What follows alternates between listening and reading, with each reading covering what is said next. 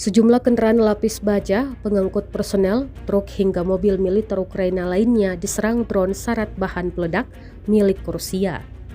Drone terbang rendah dan masuk ke dalam mobil militer hingga meledak di dalamnya.